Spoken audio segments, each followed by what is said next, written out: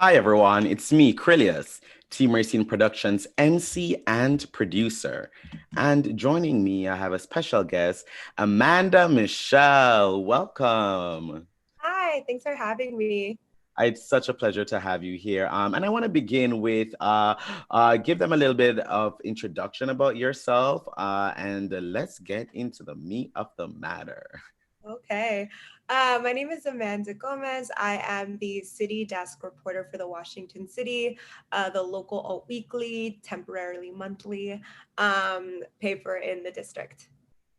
Fabulous, fabulous. And I've had a couple of discussions today and other interviews, but the re one of the pr the real pre one of the pressing topics right now in the district, and that is all over, everyone is talking about, is of course the incident that happened with Keisha Young at Nellie's Sports Bar on U Street over the weekend. Now, the video, I couldn't even bring myself to watch all of it because it's dramatic. Talk to me about what that's been like, the incident, and as well as the aftermath of that and what we're looking forward to see happen with everything.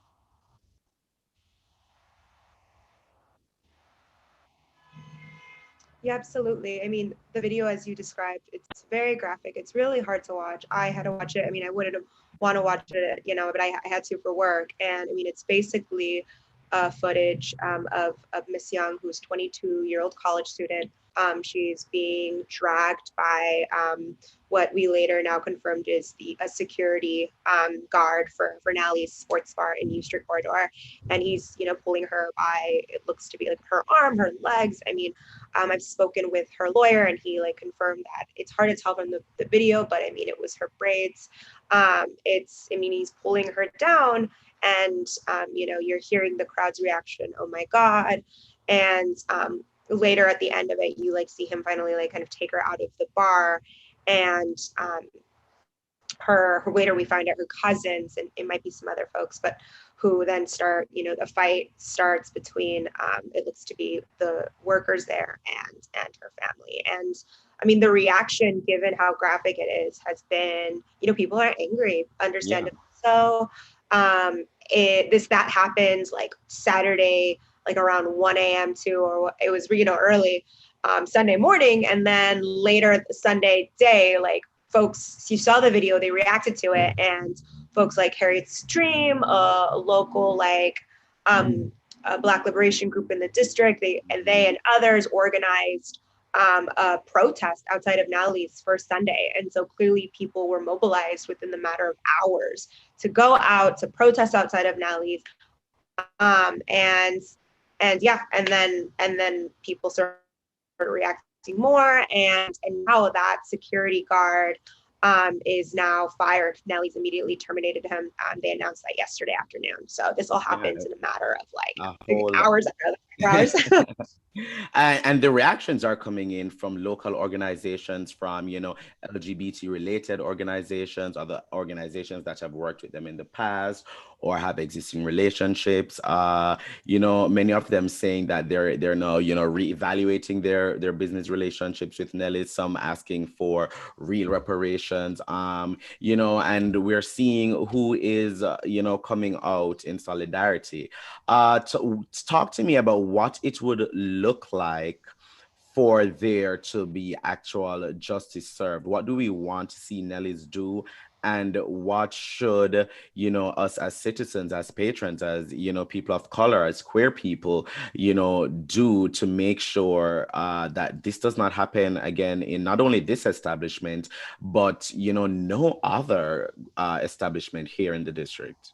Yeah, absolutely. So speaking with the Young family's lawyer, their immediate asks were the security involved. It was unclear if it was just the one, if it was multiple, but they had asked for security involved to be immediately fired.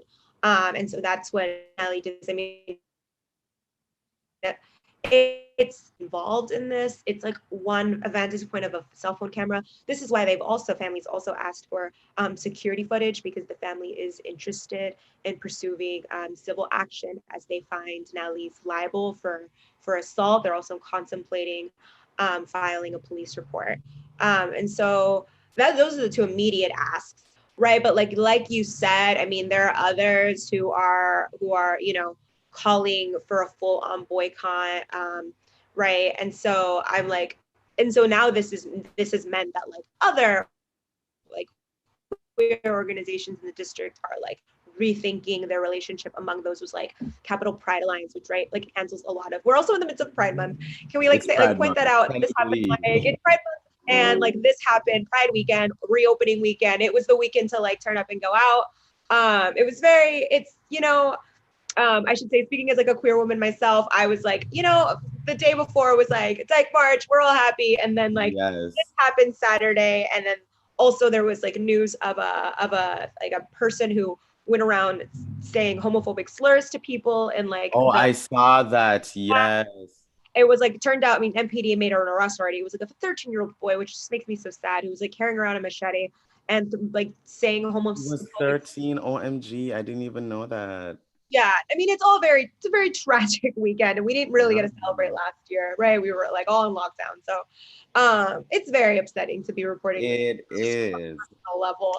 But so Capital Pride Alliance, like one who plans a lot of the Pride events in the district, they had said early on, and I haven't heard an update since, that they'll be, whatever Nellie's response is, they'll like re-evaluating like their future relationship. But we already have people making some bold moves. We had like Stonewall Kickball, like the largest queer sports league in DC, has removed Nellie's as a sponsor. Just we have a lot of Whitman Walker Health, like a prominent Yes. health, like they're saying, and they have acknowledged in their response, like we've heard from like our Black patients that there have been ongoing issues. And this, I just want to like pause on that for a moment, because like this can at Nellie's be looked at an isolated incident, but like what we saw on social media is just people reacting to the Yeah. news, not being surprised per se, like um that happened there. And that is because while Nellie's is a gay bar, the district, it's often seen as a safe space for less gender. So that's something like we should. That's why this is a pretty egregious example of right like anti-Black racism, but like this should not be seen as like an isolated offense. At least Yeah, that's what folks have been. 'cause I was going to mention that, we've seen many allegations, and people come forward with their own stories, about different experiences that they've had there over the years, and multiple allegations, thus far. And with so many, of course, they have to take a really, really serious look, because this seems systemic. And I'm sure it's not the only bar in DC as well that is. So hopefully with this incident, there can be a reckoning among the queer bars and establishments that we have that seem to what's the word I should use? These establishments that seem to, really don't care about their Black patrons, allegedly. And I will say that they're right. Their Nellie's is closed for the week because they're doing their own evaluations. Like a person I spoke with, his name was Preston Mitchum, or City Paper spoke with Yeah. Preston Mitchum. We just corresponded on the Twitter, but my colleague spoke with him and interviewed him, and he was sharing that while has never been at the other end of racism, but he's been born witness to it and noticed a difference in treatment of how staff has treated Black patrons versus when things get a little crazy, and then when white patrons, things get a little crazy. Like there's a difference. The staff often de-escalate situations with white patrons, and but I will also say, like, it's funny, I was writing this and I got some reaction the other way, like you were attacking like a queer bar, a gay bar, and like I got that too, and I was like, okay, let's talk, let's engage. And I just got off of, like a call actually like not too long ago with like a reader who was like very upset with my article, and like saying I was biased and like, there was at one, I think, anyways, I got into it, but and I responded because I listened and I want to hear feedback. And I think, we both, at least I came to the conclusion that people want to defend Nellie's because it's like one of the few And queer we haven't. yeah, and so many more have closed right before the pandemic, during the pandemic. So I get that. However, with such limited options, the options we have should not be, stepping on us, dragging us down the stairs, and throwing us outside. With such limited Absolutely. options, the options we have should not include those. And if those are the only options we have, then we honestly have no options. So talk to Not me. me. No, no. And And yeah, go yeah, ahead. go ahead, go ahead. I was just gonna say, I mean, it's also like of note that a lot of the ones that close, like I heard about, I'm fortunate, but Delta Elite Social Club, like right, closed in 2014. I understand that to be like a space like for Black queers in DC to Yes, like, hey, yes, and so like, there were yes. like, right, it's also of note that like Black queer spaces, like they have So closed. many, so So, many, so many, so many. And now we're left with not that. I can't even say we have any. I'm saying not that many just because I don't want to leave anybody out, but I can't think of any that's, really like focused on, queer Black people, queer Black experiences for queer people of color. It's we don't have that many left, and therefore with the ones that we do have left, there needs to be some accountability. And I know that this Friday they are having the block party as well as protest right there at 900 U Street. Talk to me a little bit about that, and share with me as well what you hope to see come off this, and the queer scene, the queer nightlife scene, bar scene in DC, and how you continue to report on this, of course, in the Washington City paper. yeah, no, these are great questions. So yeah, there is a block party this Friday. Ward One Mutual Aid tweeted about it, and they're also, it's with Harriet Dreams, who Nene Taylor. She was if you don't follow her, she's great, and she was like went to Nellie's on Fridays and tried to get Keisha Young's cell phone and glasses. She was able to retrieve her cell phone, but not her glasses, like literal, like how she sees. So that was unfortunate. But so Nene was there to like be an advocate and help get her stuff, and also like coordinate a meeting for some kind of apology, because yes, Nellie's did apologize, but Nene pointed out to me when we spoke yesterday, it was like to those who witnessed it and not Yes. directly to Miss Young. So like that's something. And last, I don't know if Nellie's reached out today. I hope so. I know when last I spoke with the family yesterday around this time, they hadn't. So I would be, that's like kind of like what I'm following, like how Nellie's then responds, right? Because they're closed for the week, they're having a reckoning. I wonder what that looks like. Mhm. I want to know if they're going to directly respond to this. But again, like we've been saying, this isn't an isolated incident. Like, what does it look like to move forward? What is it like? Some people are ready to write them off, right? Some people are ready to like boycott, say nope, it's over, we're done. So I want to know what you do with that information. Like, are you hiring all new staff? Is that enough? Is it training enough? Or do you a new barman, or do you co-own with someone else? I don't even know. Like, what does that look like? Because some people are like, Doug, who's the owner, out. Some people are like, training will suffice. I don't know what the answer is. I don't know. Though what I want to see is, it'd be nice to see an apology to Miss Young for like the That immediate.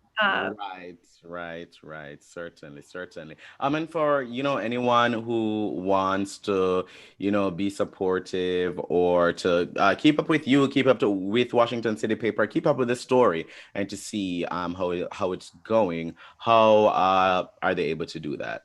Yeah, absolutely. So my colleague and I, Laura Hayes, have been following this closely. She's the food writer, and then I just got into it because I was like, what's happening? But yeah, so I tweet about it. My handle's at Amanda, but it's AMANDUH, and then it's Gomez. Mhm. And they can follow that. I'd also encourage, I mean, for those who want to like know more about like or maybe help Keisha, they can. She has a GoFundMe. She has it for her legal fees. Because like I said, she's pursuing this civil claim, and then she's also, she, been open about like how traumatic the experience has been. I think she went to the hospital. I know she went to the hospital afterwards. And so I think she's like trying to get some therapy, trying to get some help, and so she has a GoFundMe, and I just kind of plug that as well. Yeah. Thank you, thank you, thank you. Amanda, it's been so great having this discussion with you. It's been really, really fabulous. Thanks for joining me today. And to our Thank you. thank you. And to our viewers, thank you for watching. Bye, everyone.